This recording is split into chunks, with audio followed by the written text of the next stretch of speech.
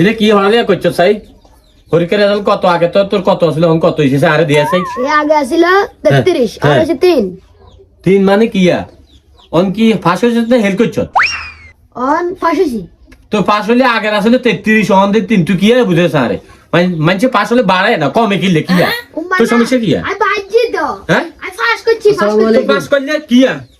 দাদা ভালো আছেন আসি ভালো কিয়া রে কি অবস্থা কো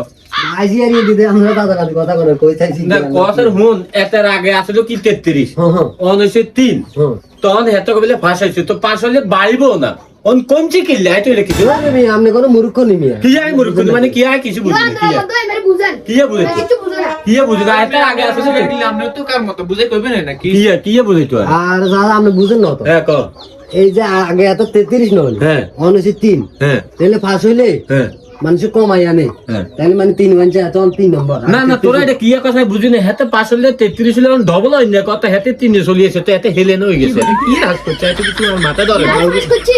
বাকি থাকি করে আইতে না মিল বুঝতে চলে নিয়ে রে হ্যাঁ? আগের মানুষ তো আগের হিসাবে করে বলছে হ্যাঁ? আমরা আইতে না আপনি বুঝেন না